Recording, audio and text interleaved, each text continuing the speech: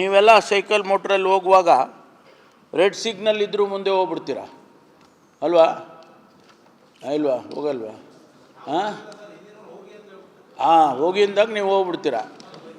ಆಯ್ತು ಹೆಂಗಾರ ಆಗಲಿ, ಹೋಟೆಲ್ ರೆಡ್ ಸಿಗ್ನಲ್ ಹೊರಟೋಗ್ತೀರಾ. ಅವ್ರು ಹೇಳಿದ್ರು ಇವ್ರು ಹೇಳಿದ್ರು. ಅದು ಇಲ್ಲಿ ಕ್ಯಾಪ್ಚರ್ ಆಗುತ್ತೆ, ನಮಗೆ ನಮ್ಮ ಕ್ಯಾಮ್ರಾಗಳಲ್ಲಿ ಕ್ಯಾಪ್ಚರ್ ಆಗುತ್ತೆ, ನಿಮ್ಮ ವೆಹಿಕಲ್ ನಂಬರ್ ಕ್ಯಾಪ್ಚರ್ ಆಗುತ್ತೆ, ನಿಮ್ಮ ಮುಖನೂ ಕೂಡ ಕ್ಯಾಪ್ಚರ್ ಆಗುತ್ತೆ. ಅದೇ ಆಧಾರದ ಮೇಲೆ ಈಗ ಚಲನನ್ನು ಮೊದಲು ಪೊಲೀಸ್ನವರಲ್ಲೆಲ್ಲ ಸರ್ಕಲ್ ನಿಂತ್ಕೊಂಡು ಆ ಮರೆ ಒಳಗೆ ನಿಂತ್ಕೊಂಡು ಓಡ್ಬಂದು ನಿಮಗೆ ಚಲನ್ ಕೊಡೋರು ಅಲ್ವಾ? ಈಗ ಅದೇನು ಅಗತ್ಯ ಇಲ್ಲ. ಈ ಚಲನ್ನು ನಿಮ್ಮ ನಂಬರ್ ಹಾಕಿ ಹೊಡೆದ ಅಂದರೆ ನಿಮ್ಮ ಮನೆಗೆ ಬಂದ್ಬಿಡುತ್ತೆ. ನೀವು ಕಟ್ಟಲಿಲ್ಲ ಅಂದರೆ ನಿಮ್ಮ ಮೇಲೆ ಕೇಸ್ ಮಾಡ್ತಾರೆ. ಅದಕ್ಕೆ ನೀವೆಲ್ಲ ಎಚ್ಚರಿಕೆ ಆಗಿರಬೇಕು. ನೀವು ಅಂದರೆ ಬರೀ ಕ್ಯಾಮ್ರಾ ಹಿಡಿದವರಲ್ಲ, ಎಲ್ಲರೂ ನಾವು ನೀವೆಲ್ಲ. ಆದ್ದರಿಂದ ಯಾರು ವೆಹಿಕಲ್ಸ್ ಓಡಿಸ್ತಾರೆ, ಕಾರ್ ಇರ್ಬೋದು, ಮೋಟ್ರ್ ಬೈಕ್ ಇರ್ಬೋದು, ಅವರಿಗೆಲ್ಲ ಇವತ್ತು ಈ ಚಲನ್ ಕೊಡ್ತಕ್ಕಂಥ ಬೆಂಗಳೂರಿನಲ್ಲಿ ಈಗಾಗಲೇ ಒಂದು 10 ವರ್ಷದಿಂದ ಇದೆ. ಬೆಂಗಳೂರಿನಲ್ಲಿ ಈ ಚಲನ್ ಸಿಸ್ಟಮ್ಮು 10 ವರ್ಷದಿಂದ ಇದೆ. ಆದರೆ ಈಗ ಇಲ್ಲಿ ಕಲಬುರಗಿಗೆ ತಗೊಂಡು ಬಂದಿದ್ದಾರೆ. ಅದು ಈಗಾಗಲೇ ನೋಡಿ, ಬರೀ 10 ದಿವಸಕ್ಕೆ 750 ಕೇಸ್ ಆಗಿದೆ. ಬರೀ 10 ದಿವಸಕ್ಕೆ. ಅಂದರೆ ಸ್ವಲ್ಪ ಎಚ್ಚರಿಕೆ ವಹಿಸಬೇಕಾಗ್ತದೆ ಅನ್ನುವಂಥದ್ದು ಇದರಿಂದ ನಮಗೆ ಪಾಠ. ಅದಕ್ಕೋಸ್ಕರ ಅದು ದುಡ್ಡು ಬರುತ್ತೆ ನಮಗೆ, ಸರ್ಕಾರಕ್ಕೆ. ಜೊತೆಗೆ ಇದನ್ನು ಅಪರಾಧಗಳನ್ನು ನಿಲ್ಲಿಸೋದಕ್ಕೂ ಕೂಡ ಅನುಕೂಲ ಆಗುತ್ತೆ ಅನ್ನುವಂಥದ್ದು. ಇದರಲ್ಲಿ ಭಾಳ ಮುಖ್ಯ ಅಂತಂದರೆ, ನಿಮಗೆ ಯಾರಾದರೂ ಏನಾದರೂ ಕಳ್ಳತನ ಮಾಡಿ, ಮರ್ಡರ್ ಮಾಡಿ, ರೇಪ್ ಮಾಡಿ ತಪ್ಪಿಸ್ಕೊಂಡು ಹೋಗ್ತಾ ಇದ್ದಾರೆ ಅಂತ ಅಂದ್ಕೊಳ್ಳೋಣ. ನಮಗೆ ಆ ಮಾಹಿತಿ ಭಾಳ ಇಂಪಾರ್ಟೆಂಟ್ ಮಾಹಿತಿ. ಆ ಸರ್ಕಲ್ನಲ್ಲಿ ಸಿಗ್ತದಲ್ಲ ಮಾಹಿತಿ, ವೆಹಿಕಲ್ಗಳ ನಂಬರು ಮತ್ತೊಂದು ಎಲ್ಲ ಸಿಗುತ್ತಲ್ಲ, ಆ ಆಧಾರದ ಮೇಲೆ ನಾವು ಅಪರಾಧ ಮಾಡಿದವ್ರನ್ನ ಹಿಡ್ಕೊಳ್ಳೋಕ್ಕೂ ಕೂಡ ಭಾಳ ಸಹಾಯ ಆಗುತ್ತೆ ಅಂತ. ಎಷ್ಟೋ ಕೇಸ್ಗಳು ಮರ್ಡರ್ ಮಾಡಿದವ್ರನ್ನ ಹಿಡಿದಿದ್ದೀವಿ ನಾವು ಬೆಂಗಳೂರಲ್ಲಿ, ಟ್ರ್ಯಾಕ್ ಮಾಡಿದ್ದೀವಿ. ಅಂಥದ್ದೆಲ್ಲ ಇವತ್ತು ಭಾಳ ಒಂದು ಅನುಕೂಲ ಆಗ್ತಾ ಇದೆ ಅನ್ನೋದನ್ನು ಈ ಸಂದರ್ಭದಲ್ಲಿ ಹೇಳ್ತೇನೆ. ಮತ್ತು ಇಡೀ ಕರ್ನಾಟಕ ಪೊಲೀಸ್, ನಾವು ಈಗಾಗಲೇ ನಮ್ಮಲ್ಲಿ ಸಿಬ್ಬಂದಿ ಕೊರತೆ ಆಗ್ತಾ ಬಂದಿತ್ತು. ಸಬ್ ಇನ್ಸ್ಪೆಕ್ಟರ್ಗಳನ್ನು ರೆಕ್ರೂಟ್ಮೆಂಟ್ ಮಾಡೋದಕ್ಕೆ ಏನು 545 ಜನರು ರೆಕ್ರೂಟ್ಮೆಂಟ್ ಮಾಡಿ PSI ಸ್ಕ್ಯಾಮ್ ಅಂತ ಆಗಿತ್ತು. ಆ PSI ಸ್ಕ್ಯಾಮನ್ನು ಬಗೆಹರಿಸಿದೆವು. ಯಾರು ಅದರಲ್ಲಿ ಸ್ಕ್ಯಾಮ್ ಮಾಡಿದರು, ಅವ್ರ ಮೇಲೆ ಕೇಸ್ ಆಗಿದ್ದು, ಅವ್ರು ಜೈಲಿನಲ್ಲಿದ್ದಾರೆ, ಅದು ಒಂದು ಭಾಗ. ಆದರೆ ರೆಕ್ರೂಟ್ಮೆಂಟ್ ಮಾಡಬೇಕಲ್ಲ, ಅದನ್ನು ನಾವು ಈಗ ಬಗೆಹರಿಸಿ ಸುಮಾರು 545 ಜನಕ್ಕೂ ಕೂಡ ಈಗಾಗಲೇ ಆರ್ಡರ್ಗಳು ಕೊಟ್ಟು ಅವರು ಟ್ರೈನಿಂಗಿಗೆ ಹೋಗಿದ್ದಾರೆ. ಇನ್ನೂ 402 ಜನ ಅದೇ ರೀತಿ ಆಗಿದ್ದದ್ದನ್ನು ಅದನ್ನು ಕೂಡ ಈಗಾಗಲೇ ಸಿಂಧುತ್ವ ಕೇಳಿದ್ದೇವೆ DC ಗಳಿಗೆಲ್ಲ. ಆ ಸಿಂಧುತ್ವ ಬಂದ ಮೇಲೆ ಅವರಿಗೆ ಅದು ಕೂಡ ಆರ್ಡರನ್ನು ಕೊಡ್ತೇವೆ. ಇದರ ಜೊತೆಗೆ ಇನ್ನೂ 600 ಜನ ಸಬ್ ಇನ್ಸ್ಪೆಕ್ಟ್ರು, ಒಟ್ಟು 1500 ಜನ ಸಬ್ ಇನ್ಸ್ಪೆಕ್ಟ್ರು ಕರ್ನಾಟಕದಲ್ಲಿ ನೆಕ್ಸ್ಟ್ 3-4 ಮಂತ್ಸಲ್ಲಿ ಬರ್ತಾರೆ ಅನ್ನುವಂಥದ್ದು. ಯಾಕೆಂದರೆ ನಮಗೆ ಈಗಾಗಲೇ ಸಬ್ ಇನ್ಸ್ಪೆಕ್ಟ್ರುಗಳ ಕೊರತೆ ಆಗೋಗಿತ್ತು. ಅದನ್ನು ಈಗ ನಾವು ನಿಭಾಯಿಸ್ತಕ್ಕಂಥದ್ದು ಮಾಡಿದ್ದೇವೆ. ಜೊತೆಗೆ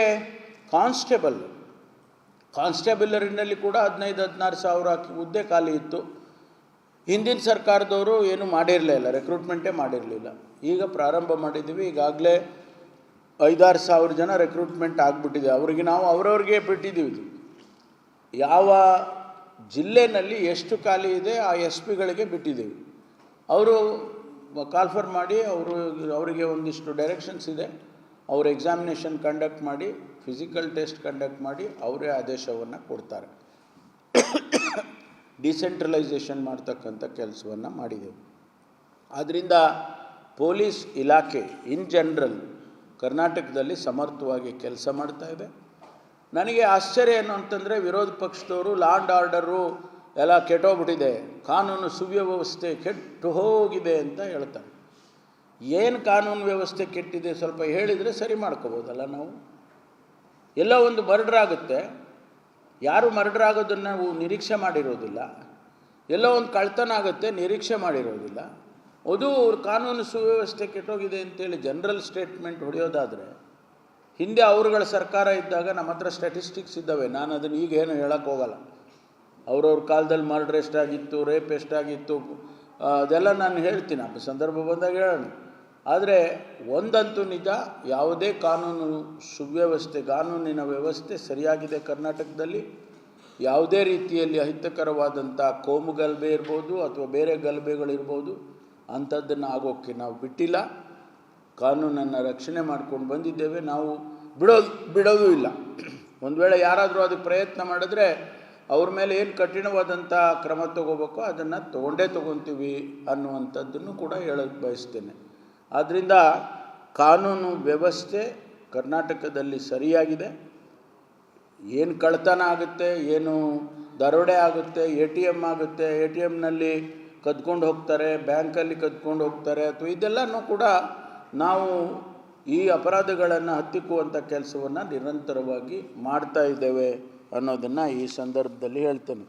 ಪೊಲೀಸ್ ಇಲಾಖೆಯಲ್ಲಿ ಮಾಹಿತಿ ಈಸ್ ದಿ ಸೀಕ್ರೆಟ್. ಮಾಹಿತಿ is important. Information is important. I cannot reveal you a matter which is so confidential. Can I? ಹೇಳ್ಬೋದಾ ನಿಮಗೆ? ಹೇಳಲ್ಲ ರೀ. ಏನು ಕೇಳ್ಕೋಬೇಕು ನೀವು ಹೇಳಿದ್ರಿ ಅಂದರೆ ಕೇಳೋದಿಲ್ಲ ನಾವು. ನಾನು ಸ್ವಲ್ಪ ಕೇಳಪ್ಪ, ಸ್ವಲ್ಪ ಕೇಳಿ. ಎಷ್ಟು ಹೇಳಬೇಕು ಅಷ್ಟು ಹೇಳ್ತೀವಿ. ಹೇಳಿದ್ನಲ್ಲ ಈಗ. ಹೌದು, ಅಷ್ಟೇ ಹೇಳೋದು. ಸಿಕ್ಕೋವರೆಗೂ ನಾವು ಹೇಳಲ್ಲ, ಇಷ್ಟೇ ಹೇಳೋದು.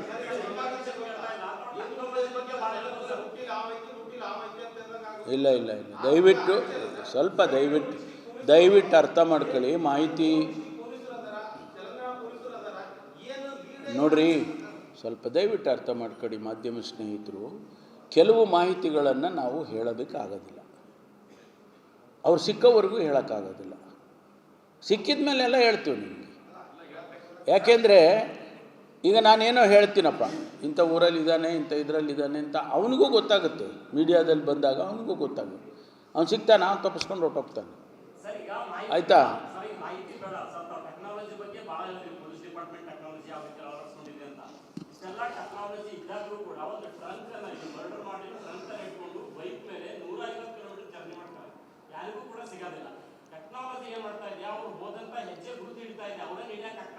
ಹೌದು, ಆ ಟೆಕ್ನಾಲಜಿ ಅವನು ಕ್ಯಾಮ್ರಾದಲ್ಲಿ ಅವನು ಮೋಟ್ರ್ ಬೈಕ್ ಮೇಲೆ ಕೂತ್ಕೊಂಡು ಬಾಕ್ಸ್ ಇಟ್ಕೊಂಡು ಹೋದ್ನಲ್ಲ, ಅದು ಕ್ಯಾಮ್ರಾದಲ್ಲಿ ಸಿಕ್ಕಿದೆ ಅಲ್ವ ನಮಗೆ.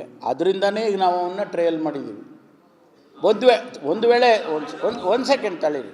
ಒಂದು ವೇಳೆ ಆ ಕ್ಯಾಮ್ರಾದಲ್ಲಿ ಆ ಪಿಕ್ಚರ್ ಸಿಕ್ಕಲಿಲ್ಲ ಅಂತ ಇಟ್ಕೊಳ್ಳಿ, ನಮಗೆ ಎಷ್ಟು ಕಷ್ಟ ಆಗ್ತಾಯಿತ್ತು. ಆ ಟೆಕ್ನಾಲಜಿನಲ್ಲಿ ಆ ಕ್ಯಾಮ್ರಾದಲ್ಲಿ ಅದು ಪೂರ್ತಿ ಸೆರೆ ಹಿಡಿದಿದ್ದಕ್ಕಾಗಿ ಅವ್ನ ಮೋಟ್ರ್ ಬೈಕು ನಾವು ಹಿಡಿದಿದ್ದೀವಿ. ಆ ಮೋಟ್ರ್ ಬೈಕ್ ಎಲ್ಲೋಯ್ತು ಅಂತ ಹಿಡ್ದಿದ್ದೀವಿ, ಟ್ರ್ಯಾಕಿಂಗ್ ಮಾಡ್ಕೊಂಡಿದ್ದೀವಿ. We are almost there. ಅದನ್ನು ನಾನು ಹೇಳೋದಿಲ್ಲ ಅಷ್ಟೇ. ಬಿಡಿ, ಅದು ಬೇರೆ ಪ್ರಶ್ನೆಗೆ ಹೋಗಿ please. Go to another question. ಬೇರೆ ಕ್ವಶನ್ಗೆ ಹೋಗ್ರಿ. Sorry, go to the next question please. No, I am not going to answer you that question. Go to the next question. ನಾವು ಈಗ ಪೊಲೀಸ್ ಗೃಹ ಅಂತೇಳಿ ಕಾರ್ಯಕ್ರಮ ಸ್ಟಾರ್ಟ್ ಮಾಡಿದ್ವಿ. ಯಾವಾಗ ಸ್ಟಾರ್ಟ್ ಮಾಡಿದ್ವು ಅಂದರೆ 2013ರಲ್ಲಿ ಸಿದ್ದರಾಮಯ್ಯನವರು ಮುಖ್ಯಮಂತ್ರಿ ಆದಾಗ ಪೊಲೀಸ್ ಗೃಹ ಅಂತ ಸ್ಟಾರ್ಟ್ ಮಾಡಿದೆವು. ಈಗಾಗಲೇ ನಾವು ಸುಮಾರು, ನನಗೆ ಸಿಕ್ಕಿರೋ ಮಾಹಿತಿ ಪ್ರಕಾರ ಹೆಚ್ಚು ಕಡಿಮೆ 40% ನಮ್ಮ ಸಿಬ್ಬಂದಿಗೆ ಕ್ವಾರ್ಟರ್ಸ್ಗಳು ಕಟ್ಟಿಕೊಟ್ಟಿದ್ದೀವಿ. ಆಮೇಲೆ ಮೊನ್ನೆ CM ತುಮಕೂರಲ್ಲಿ ಬಂದಾಗ ಅವರು ಅನೌನ್ಸ್ ಮಾಡಿ, ನಾನೇ ಕೇಳಿದೆ, ನೀವು ಇಲ್ಲಿಗೆ ಮುಗಿದೋಗ್ತಾ ಇದೆ 25 ಜನವರಿಗೆ ಏನೋ ಫೆಬ್ರವರಿಗೆ ಈ ಸ್ಕೀಮ್ ಮುಗಿಯುತ್ತೆ, ದಯಮಾಡಿ ಮುಂದುವರಿಸ್ಕೊಡಿ ಅಂತ ಕೇಳಿದ್ವಿ. ಅವ್ರು ಒಪ್ಪಿದರು. ಈಗ ಬಡ್ಜೆಟ್ನಲ್ಲಿ ಪ್ರೊವಿಷನ್ ಮಾಡ್ಕೊಳ್ತೀವಿ, ನಾವು 10,000 ಕಟ್ಬೋದು, 5,000 ಕಟ್ಬೋದು, 20,000 ನಿರಂತರವಾಗಿ ಪೊಲೀಸ್ ಇಲಾಖೆಯಲ್ಲಿ 100ಕ್ಕೆ 100 ಸಿಬ್ಬಂದಿಯವರಿಗೆ ಮನೆಗಳು ಸಿಗೋವರೆಗೂ ಮಾಡ್ತೀವಿ. ಅದಕ್ಕೆ ನಮಗೆ ಅವರ ಕಷ್ಟ ಅರಿವಾಗಿದೆ. ನಮಗೆ ಹಿಂದೆ ಅರಿವಾಗಿತ್ತೋ ಇಲ್ವೋ ಗೊತ್ತಿಲ್ಲ, ಬಟ್ ಈಗ ಮಾಡ್ತಾಯಿದ್ದೀವಿ. ಕಲಬುರಗಿಯಲ್ಲೂ ಮಾಡ್ತೀವಿ, ಎಲ್ಲ ಜಿಲ್ಲೆಯಲ್ಲೂ ಮಾಡ್ತೀವಿ.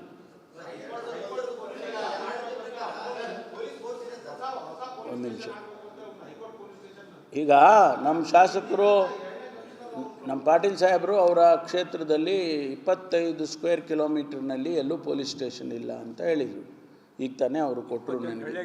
28 ಹಳ್ಳಿಗಳಲ್ಲಿ ಪೊಲೀಸ್ ಸ್ಟೇಷನ್ನೇ ಇಲ್ಲ, ಅಲ್ಲೊಂದಿಷ್ಟು ಇಲ್ಲೊಂದಿಷ್ಟೆಲ್ಲ ಇದೆ ಅಂತ. ಅದಕ್ಕೆ ಈಗ ನಾನು ಎಕ್ಸಾಮಿನ್ ಮಾಡಿ ಪ್ರಪೋಸಲ್ ಕಳಿಸಿ ಅಂತ ಹೇಳಿದ್ದೇನೆ. ಅದು ನಮಗೆ ನ್ಯಾಷನಲ್ ಪೊಲೀಸ್ ಕಮಿಷನ್ ಅಂತ ಇದೆ. ನ್ಯಾಷನಲ್ ಪೊಲೀಸ್ ಕಮಿಷನ್, ಅದರ ಗೈಡ್ಲೈನ್ಸ್ ಇದೆ. ಒಂದು ಪೊಲೀಸ್ ಸ್ಟೇಷನ್ ಮಾಡ್ಬೇಕಾದ್ರೆ ಏನು ಮಾಡಬೇಕು, ಏನೇನು ಇರಬೇಕು ಅಂತ ಒಂದು ಗೈಡ್ಲೈನ್ ಮಾಡಿದ್ದಾರೆ. 300 ಅಪರಾಧ ಇರಬೇಕು ಅಂತ ಇದೆ. 300 ಅಪರಾಧಗಳು ಒಂದು ಏರಿಯಾದಲ್ಲಿದ್ದರೆ ಅಲ್ಲಿಗೊಂದು ಪೊಲೀಸ್ ಸ್ಟೇಷನ್ ಕೊಡ್ಬೋದು. ನಾನು ಹೇಳಿದೆ, ನೀವು ಅಪರಾಧ ಇದೆಯಾ ಅಂತ ಚೆಕ್ ಮಾಡ್ತೀವಪ್ಪ, ಆಮೇಲೆ ನೀವು ಇಲ್ಲ ಅಂತೇಳಿ ಅಪರಾಧ ಮಾಡ್ಸೋಕ್ಕೆ ಹೋಗಬೇಡಿ ಅಂತಲೂ ಹೇಳಿದ್ದೀನಿ. ಆದ್ದರಿಂದ ಅದು ಇದ್ದರೆ ಮಾಡ್ತೀವಿ, ಖಂಡಿತ ಮಾಡ್ತೀವಿ. ಅದು